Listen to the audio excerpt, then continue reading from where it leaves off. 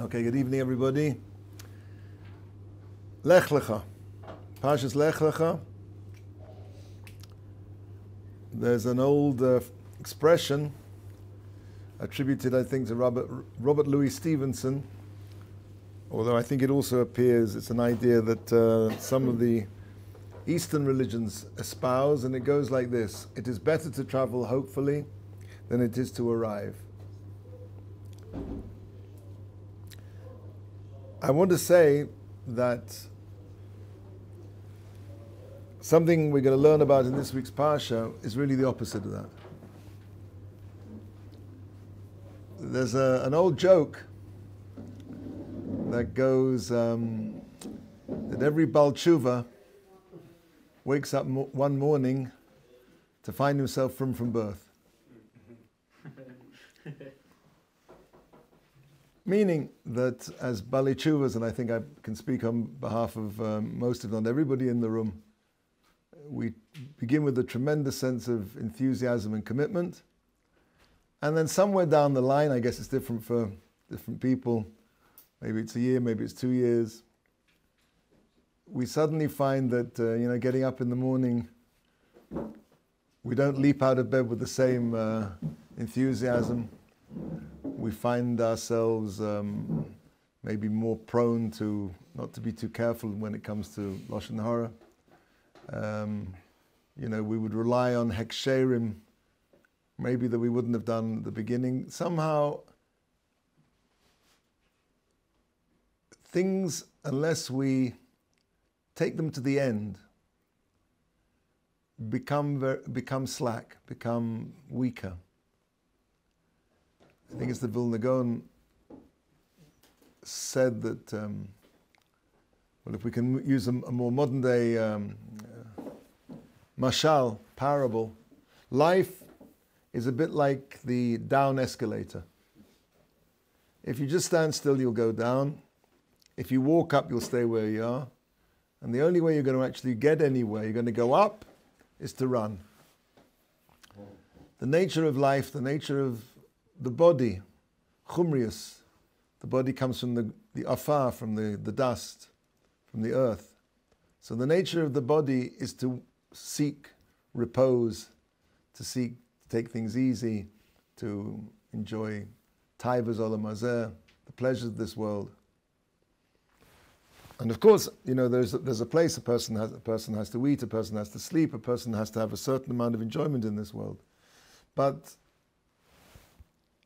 there's a certain inertia which, unless a person works against it in his avodas Hashem, inevitably will weigh a person down. At the beginning of this week's Parsha, the Ramban points out, unlike Noach, for example, where it says, Noach ish tzadik b'dorosov, that Noah was a righteous person in his generation, we're given a reason why God chose Noach. It doesn't say anything, it doesn't introduce Avram Avinu in any way whatsoever. Lech Lecha, Avram Avinu comes, so to speak, onto the stage, unannounced, without any kind of, what they call nowadays, billing, without any kind of reason for why Hashem chose him. Why? Kol ahava shetoli b'dova, any love which is dependent on something, if the thing goes away, the love goes away. A true love is a love which doesn't depend on anything. See this very clearly. People, if they get married for the wrong reasons, what are the wrong reasons? They get married because the person looks nice or because the person has money. So that's going to be fine all the while that person looks nice or all the while that person has the money, whatever it is that the reason was. But when the reason goes away, the love goes away. It's not a real love. It's really a love of self. There's a story about Rosh Shiva of Kfar Hasidim, who was walking through the dining room, and he sees this bocha tucking into this fish, eating this fish with great relish. And he says to him, oh, you like fish, don't you? And the Baba says, I love fish. I love fish. Rosh Hashiva said to him, you don't love fish. You love yourself. If you really loved fish, you'd be happier if it was still swimming around in the sea. A lot of what we call love is basically love of ourselves, and we use the so-called object of our affection as a way to nourish and satiate the love of ourselves. Avraham Avinu comes onto the stage, the world stage, without any kind of announcement. Says the Ramban, why? Because had HaKadosh Baruch Hu given a reason for Avraham being chosen, then it would be at some point in the future that if his children, us, did not live up to the reason that why Avram was chosen, then kol dava shetloy b'dava, kol ava shetloy b'dava. If the love was dependent on something, if that something was no longer there, then the love would vanish, would go. But HaKadosh Baruch Hu's love for Avram Avinu was not tali, was not dependent on anything whatsoever. And therefore, because it didn't depend on anything, it can never go away. It is the purest expression of his Ratzon. Hashem wanted Avram Avinu. Why did he want Avram Avinu? Because he wanted him. Why did he want him? Because he wanted him. Because he wanted him. Because he wanted him. It goes on forever. I once thought the closest distance between cause and effect is real love. Why do you love someone? Because you love them. Why do you? Because you love them. Because you love them. It reminds me of when I was a kid, there was this shoe shop near where we used to live, and we used to go to the shoe shop and stand, and in the entrance to the shoe shop, it had these two mirrors facing one another. We used to stand there and sort of stick our legs out and see sort of, thousands and thousands of legs. That's what true love is. It's a reflection that goes round. It has no beginning, it has no end. Why do I love you? Because I love you. But why do you? Because I love. Because there's no, when something doesn't have a reason, it doesn't have an end. And so says the Ramban, the reason why HaKadosh Baruch Hu didn't give any reason why Avram Avinu was chosen, because there was no reason. It was an expression of his Ratzon. And therefore, whether the children, whether the Klal Yisrael do his Ratzon, whether we are like Banim, or whether we are like Avadim. If you remember, we say in the davening on Rosh Hashanah, if we're like Banim, if we're like Avadim, whether we do what Hashem wants, we behave like his children, or we don't behave like his children, we behave like Avadim, but nevertheless, Hashem's love for the Jewish people is eternal. It can never ever be cancelled.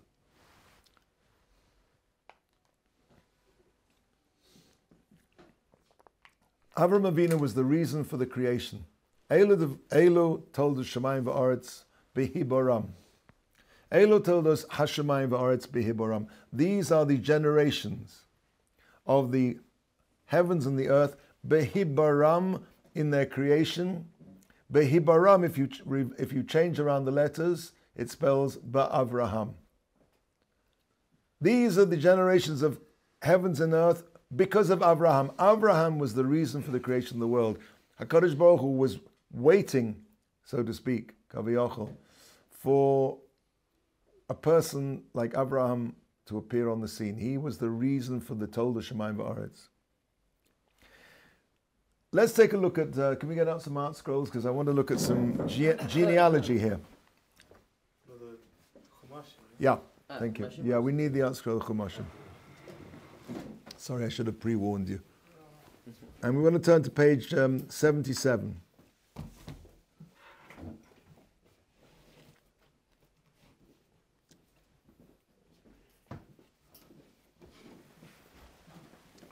Thank you.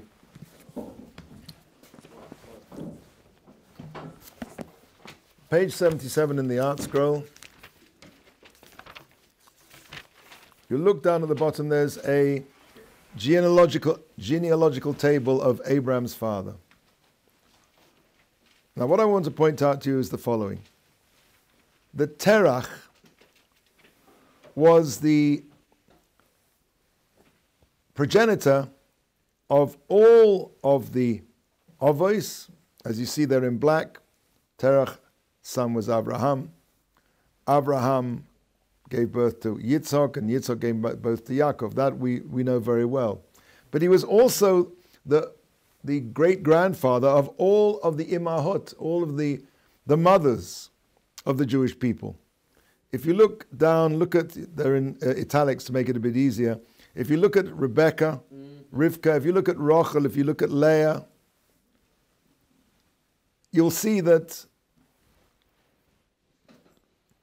Terach, if you trace those lines back up, Terach comes down through Haran, and then run through Milcah, and then all the way down to Besuel. Besuel is Rivka, and then Rivka, whose brother was Lovan. Lovan was the father of Leah and Rachel. Everything comes from Terach. Everything comes from Terach. And in the Torah, the death of Terach immediately precedes, if you look at the end of last week's Parsha, the last pasuk, Vayu Yemei Terach, Serach, Chomesh Shonim Umosayim Shana, Vayomos Terach Becharon. Now, Terach's death, and the next thing the Torah writes is what? Lech Lecha. Why did the death of Terach, what I want to get to is that chronologically, Terach lived much, much longer. Terach was actually alive much, much longer, much after Avram Avinu left Ur Kasdim and went to Canaan. So why did the Torah put the death of Terach in a non-chronological place? And the answer is that Terach and everything Terach stood for died. And then this new creation, this new view of the world, Avram Avinu appears on the scene. What is the difference between Terach and Avram Avinu? Because, why I'm asking the question, because Terach, if you look in both Avram Avinu and Terach, it says that they left to go to Eretz Canaan. Both of them say that they set out, Leleches Arza Canaan. Exactly the same phrase is used by Terach and Abraham. They both set out to come to the land of Canaan. There's one critical difference. By Avram Avinu, it says, Vayavo Arza. He arrived. Terach set out with good intentions to travel, hopefully, but he never arrived, and Avram Avinu arrived. Avram Avinu got there in the end. What was the difference?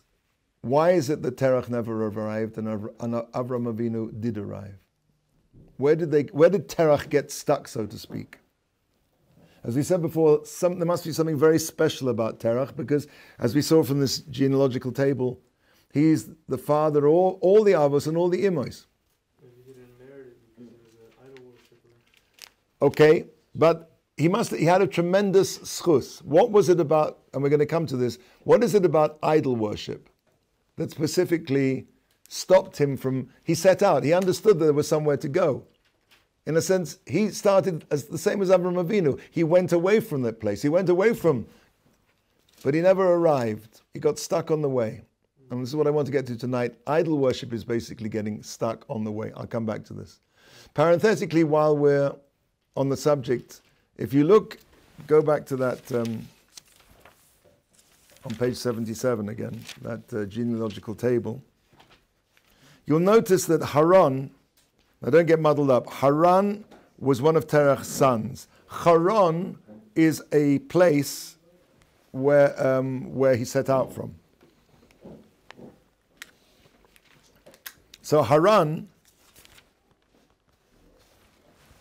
is the father of Sarah, and of course, if you go down the list again, also he's going to be the father through Milcah of Rivka, and through Lavan, Leah, and Rachel. Abraham was the father of all the fathers, and Haran was the father of all the mothers. Now, there's an interesting, Rashi describes, Abraham had, if you remember, had an encounter with Nimrod at the fiery furnace.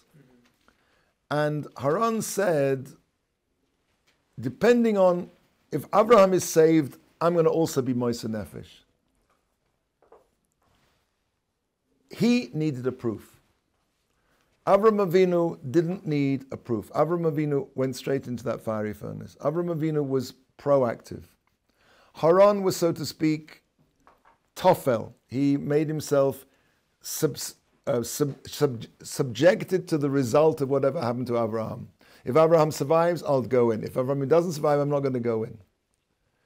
So if you think about it, this is really the difference between the male principle and the female principle. The female principle, so to speak, is to be tofel. The Eshes Chayil, she's called an Eshes Chayil because she accepts, so to speak, the tzura that is given by the husband. The husband is the one that's supposed to provide the shape. And the wife, the Eshes Chayil, is the one who facilitates, who is the receptacle, so to speak. So that's why Haran didn't have the merit to be zoche for a nace, because he wasn't proactive. But because he was still prepared to go into that fire, listen, fire burns, and he was prepared to be Moser Nefesh. But he made himself toffel to the result of what happened to Abraham. And therefore he had a schus, the schus of Mesiras Nefesh. But that schus was to bring forth, to be the progenitor of the female component in Klal Yisrael. As we said, Terach got stuck in Haran. And as we mentioned before, the origin of Avodah Zarah comes from Haran's aborted journey. Sorry, not Haran's aborted journey, from Terach's aborted journey. Let's try and understand what Avodah Zarah really is and what Terach was involved with and why he wanted to leave Ur Kasdim in the first place. Why did he set out? As I said before, both of them, it says, the Torah says, the Lechetz Arza. They both were heading towards Eretz Canaan, both Terach and Avram Avinu. Terach, as we said, is the root of Avodah Zarah. We all know the famous Midrashim, that he had a shop making idols. The Rambam at the beginning of Hilchos Avodah Zarah, this is a very interesting thing, which puzzled me for many years. It describes how in the generation of Enosh, people started to make mistakes about Emunah. And Enosh was only the grandson of Adam Arishon. And Adam Arishon was still alive in his day. And what was this mistake? They surmised that as the stars, the constellations, were placed to be the servants of HaKadosh Baruch Hu, the Mesharatim, that it was appropriate, not in any way to understand, to detach them from the source, but because they were, so to speak, the courtiers of the king, it was appropriate to give them kavod, to give them honor as well. And says the Rambam something which I found very difficult to understand for many years. He says this.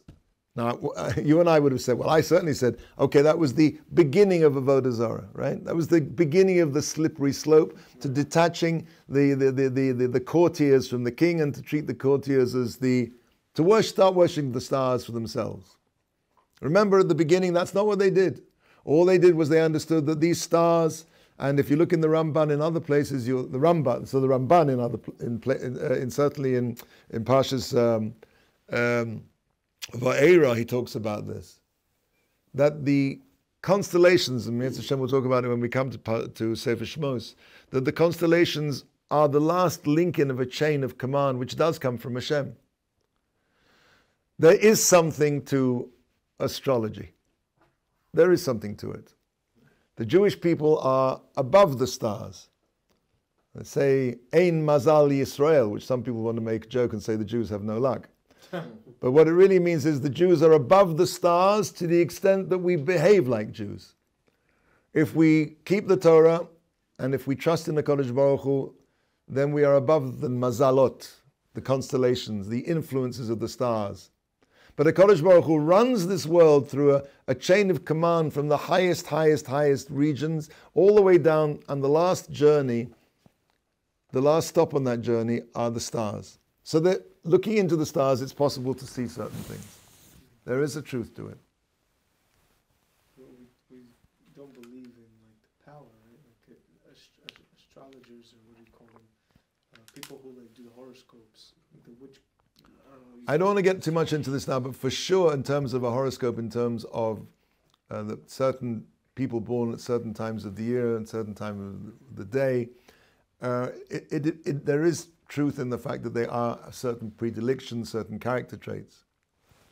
There is a truth to that. But I'm talking about seeing seeing the prognostication. It is possible, to a certain extent, to see certain things. And that is because HaKadosh Baruch Hu runs the world through this chain of command, and the last stop, as we were saying, are the stars. We're not allowed to do that. And as far as the Jewish people are concerned, as I said, to the extent that we keep the Torah, that we're not in that picture. We're l'mala min ha-teva, l'mala min ha-kochavim, above the stars. The point of the fact is, let's get back to the Rambam. The Rambam says, not as you and I might have imagined, that was the beginning of Avodah Zarah, to apportion honor to the servants, to the stars and the constellations. He says that's Avodah Zarah Gemura. That is complete Avodah Zarah. Total Avodah Zarah. But why? I mean, surely they knew that they were only bringing whatever it was, offerings to the servants of the king. How is that Avodah Zarah? So let me give you a mashal. The mashal goes like this. Let's say that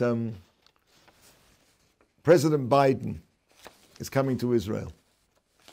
Or at least, we don't know that President Biden is coming to Israel.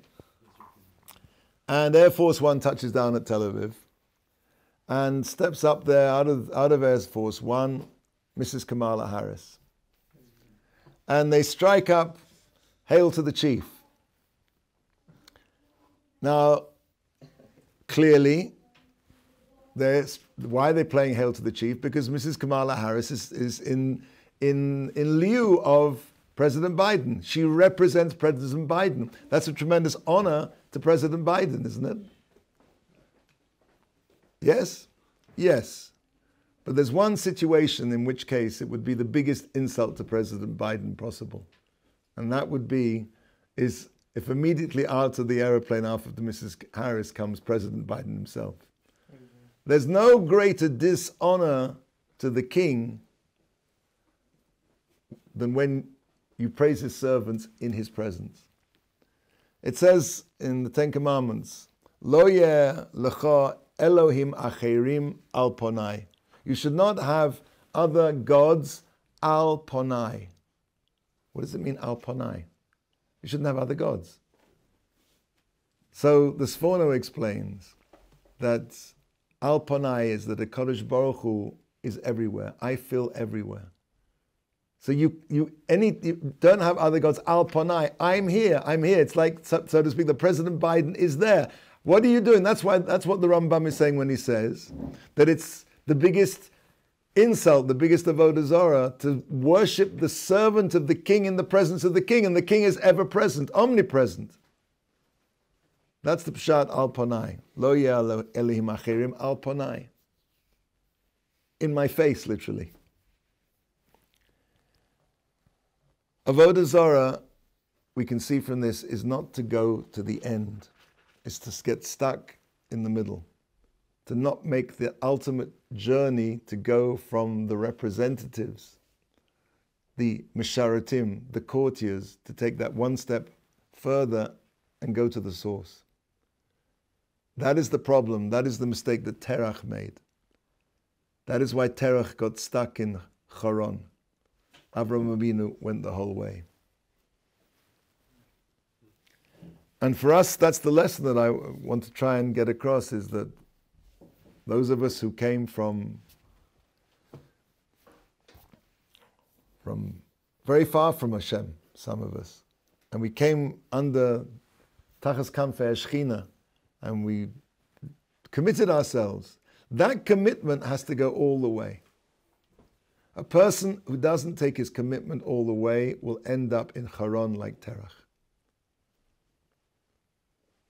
in that sense, traveling hopefully can be the worst possible thing. You have to arrive. You have to get yourself to the point where you are totally 100% committed. All the way.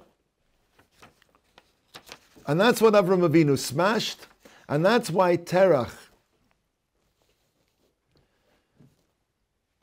was Zoicha to be the father of all the mothers and all the fathers. But he couldn't make it the whole way. He had a schus. He set out. Lelechet arza, to go to the land, to go to that ending. But he never reached it. He got stuck in the middle. He got stuck worshipping the stars, the Masharatim.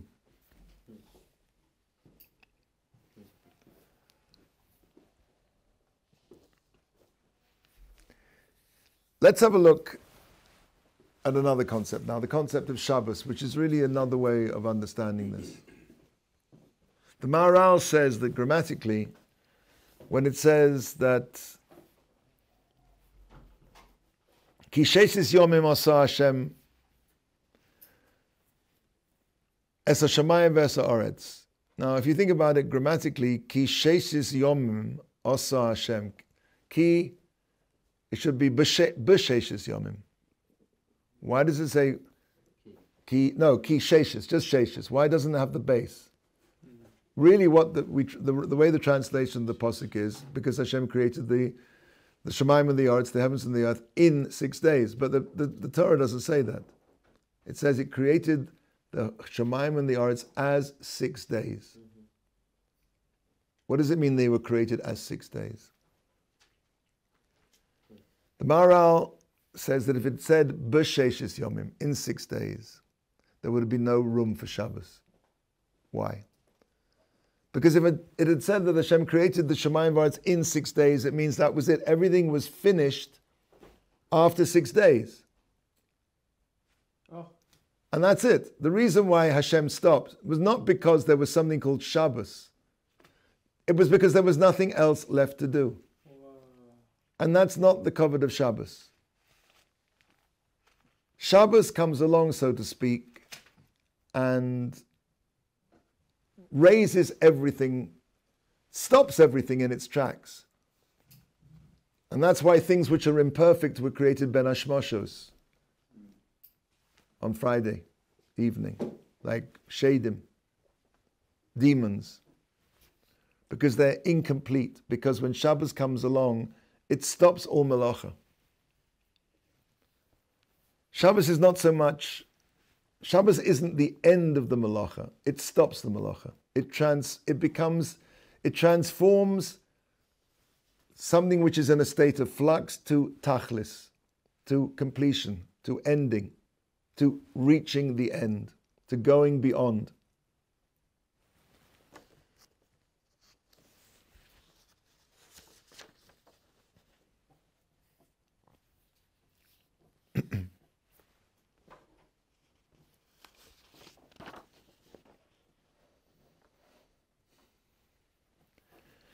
Yirmiyahu says, Ashrei Enosh Yasa Zos Shoma Shabbos Mechalalo. Famous pasuk. Ashrei Enosh, happy is the man who does this to keep Shabbos from profaning it. Now, the Gemara expounds, it says that the word Mechalalo can also be read as Mochel Lo, meaning he is forgiven, meaning someone whose sins were idolatry, like Enosh. If you remember, we started talking about that in the Rambam. Literally, it means man, but also clearly it's a hint to Enosh. Shabbos has the power to atone for him. Enosh searched for Hashem and got stuck in the Haran of the stars. Terach got stuck in the real Haran. And a person like that, who gets stuck halfway along the journey, Shabbos, because Shabbos is the ultimate destination, has the power to be mochel. When Hashem said Lech Lecha to Avram Avinu, he was saying, go and I'm going to show you to Al Eretz Asher Areko.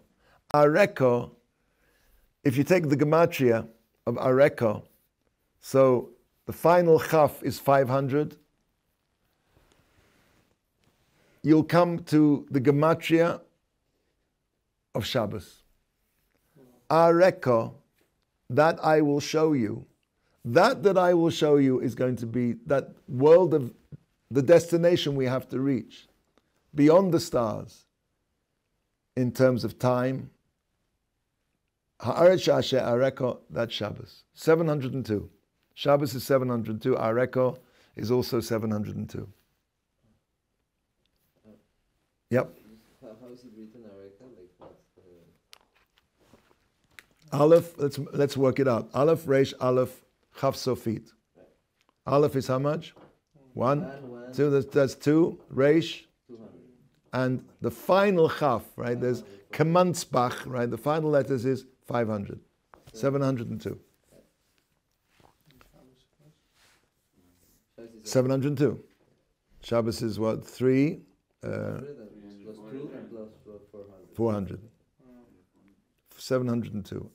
That is the Aretz Asher Areko. It's interesting, somebody once pointed out that Eretz, talking about the land I will show you, if you take the Sofei Tevos, the last letters of Eretz, Zavas, Chalav, Udavash. Take the last letters of those. Eretz, Zavas, last letter, Chalav, Udavash.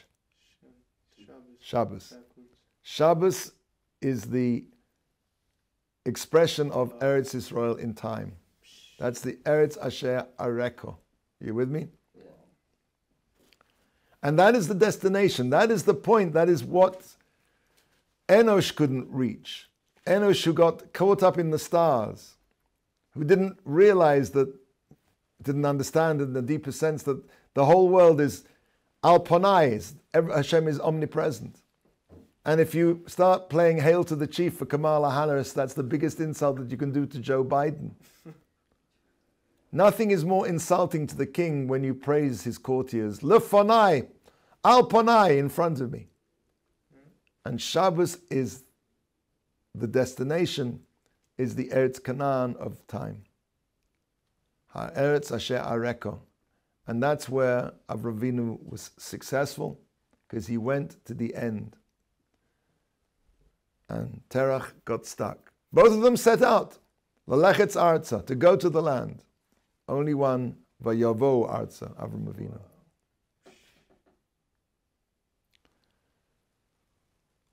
Yep. And this is the something which is in our blood. This is the something which the Jewish people have, which is we are not prepared not to go to the end. If you look at every social movement in history, you'll find, I'm talking about revolutions as well, communism. You look at the black rights movement in the States in the beginning, they're all Jews. Jews cannot stand not to go to the end. We've got to go to the end, the logical conclusion. We've got to go to the Shabbos of this particular matter. We are not going to be able to, and that's why we cause the world so many problems. There's a famous story which you may have heard before, and maybe we'll end with this, that I heard from Moshe Shapiro Zatzal. As you know, the Mir Yeshiva managed to escape almost to a man to Shanghai, and from thence to Tokyo. Famous story of miracles, how they managed to get almost all of them out. And they set up in this, there was a shul, another piece of hashgacha, that they managed to found a shul in Shanghai, which managed to seat all of the Talmidim almost exactly. And the yeshiva just took over there. And one of the Talmidim was walking through the shuk, whatever the word for shuk is in Chinese, the market. And above all these Chinese voices, he hears a language that's familiar to him. He can recognize it. And he gets a bit closer, and he hears, coming from an upstairs window, this voice bellowing in German, screaming like an animal, "Come! Let us put an end to this people who will not let us live in peace. And he was really shaken by this. He ran back to the yeshiva and he went to Rav Chetzkel Levenstein, the mashgiach, and he told him what had happened, told him what he'd heard. And Rav Chetzkel said, this time he's telling the truth. The Jewish people will not let the world live in peace because Shabbos is in our soul. We're not content to just stay. We want to go to the end. What is conscience? Conscience will not let me rest until I know that this is it. So we started off by saying, every Baal Tshuva wakes up one day to find himself from birth. When I mean, it's a joke, but when I say we really want to be from birth, we really want the way we should be. We want to fight because that is the nature of our chumrius, is to not let that spark inside us, that pintaliyid that desires to go, the conscience of the world. We have to burnish that. We have to nourish that with our Torah learning, with our diktukim mitzvahs, because when we do that, we glow quite literally. We become Shabbos. The Jewish people and Shabbos are married together. There's a famous medrash that says that all the days of the week have a partner. And the Jewish people that's our partner. That's the boi chala. And Shabbos is that idea of completion, of fulfillment, to go beyond the stars. Ashrei Enosh. Happy is even those of us who've come from all the avodah zaras of the world, and we've given them up, and we found Shabbos. We found the Shabbos of the soul. We found the Shabbos of place, which is Torah, and the Shabbos of Yerushalayim, the place of Torah, the place ki mitzion teitzei Torah. Kadosh Baruch Hu should help us all, because let's face it, we are bombarded by a well-orchestrated cacophony of denial, physicality, just do it, go for it, and the only refuge that we have is the Daled Amos of Torah. To the extent that a person plugs into Torah, plugs into mitzvahs, and loves it, and burnishes that spark inside of him, we will be the agency through which the Shabbos of Shabboses will come about with the coming of Mashiach Tzidkeinu Behemra, Yomeinu Amen.